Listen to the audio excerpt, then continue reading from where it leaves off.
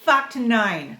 Did you know that one of the oldest churches ever built in Jamaica was the St. Andrew Parish Church, built in 1664?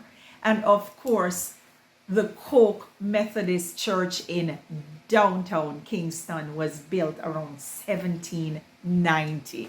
Yes, interesting facts, eh? As you know, we have a whole heap of churches. Yes. Happy Independence, Jamaica.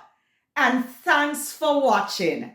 You can follow me on my social media on Facebook at tanya.hernandez.9440234 or on my Instagram at Doraytee, Doraytee. You can also follow me on YouTube. Just put in Tania Hernandez or Miss Tania Lou. And you can also go on my website, TaniaLHernandez.com. What good?